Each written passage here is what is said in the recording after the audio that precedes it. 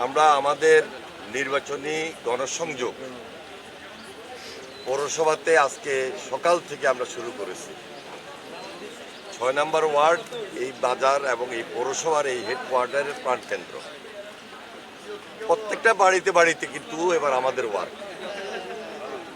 আমরা মা বোনদের কাছে যাচ্ছি, মুরব্বীদের কাছে যাচ্ছি এবং এই জেনারেশন ইনশাল্লাহ আমার সঙ্গে আছে। সবাইকে নিয়ে অত্যন্ত স্বতঃস্ফূর্ততা এবং এমন একটা সুন্দর পরিবেশে আমরা নির্বিঘ্নে প্রচারণা চালিয়ে যাচ্ছি, গণসংযোগ চালিয়ে যাচ্ছি। দীর্ঘদিনের আমাদের এই প্রত্যাশা ছিল। এই প্রত্যাশার জায়গা থেকে আমরা আশাবাদী দেশে একটা নিরপেক্ষ শান্তিপূর্ণ নির্বাচন অনুষ্ঠিত হবে। আপনারা জানেন যে আমাদের প্রাণপ্রিয় নেত্রী আপসীন দেশনেত্রী বেগম খালেদা জিয়া 30শে ডিসেম্বর ইন্তেকাল করেছেন। তিনি খুব অসুস্থ ছিলেন, সুস্থ অবস্থায় জেলখানা গিয়েছেন, অসুস্থ অবস্থায় বের হয়েছেন।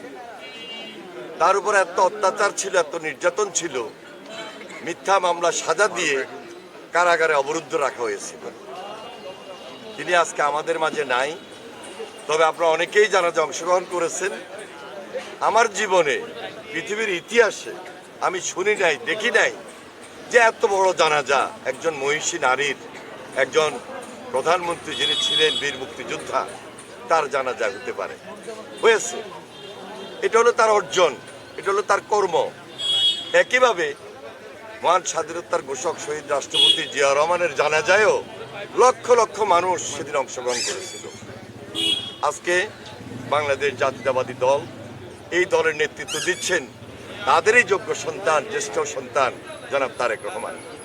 ইনশাল্লাহ আমরা প্রত্যাশা করছি, আমরা আশাবাদ ব্যক্ত করছি 12ই ফেব্রুয়ারি যে নির্বাচন অনুষ্ঠিত হবে, বাংলাদেশ জাতীয়তাবাদী দল এই দেশের নেতৃত্ব দিবে তথা প্রধানমন্ত্রী হিসাবে জনাব তারেক রহমান এই দেশের নেতৃত্ব দিবেন এবং দেশ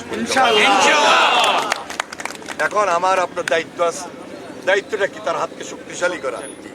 তিনি ইতিমধ্যে সাধারণ মানুষের সঙ্গে বিশ্বাস, আস্থা এমনভাবে সৃষ্টি করেছেন, মানুষও মনে করছে যে তারেক রহমান এই দেশ পরিচালনা করার ক্ষেত্রে যোগ্য নেতা, ইনশাআল্লাহ রাষ্ট্রনায়ক।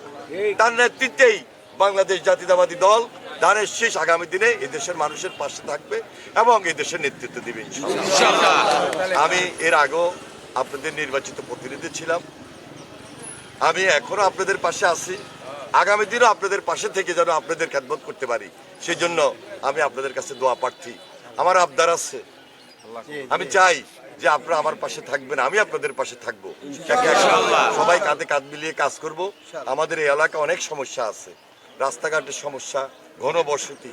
আমরা সেই জন্য এই যে রাস্তাঘাট, ড্রেন বা আমাদের এখানে টয়লেটের সমস্যা আছে, স্যানিটারি অনেক সমস্যা, এই সমস্ত সমস্যার সমাধান করে যেন আমরা এই এলাকায়, বিশেষ করে এই লক্ষ্মীপুর পৌরসভার হেডকোয়ার্টার 6 নম্বর ওয়ার্ড, 5 নম্বর ওয়ার্ড, 7 নম্বর ওয়ার্ড, 8 নম্বর ওয়ার্ড, এই যে হেডকোয়ার্টার যেটা একদম পৌরসভাটা পুরাটা 1 থেকে 15 নম্বর ওয়ার্ড পর্যন্ত আমরা মানুষের সঙ্গে থেকে এমনভাবে কাজ করাই দিতে পারি যেন আমাদের এলাকার মানুষ উপকৃত হন, তারা যেন অসুবিধা ফিল না করেন।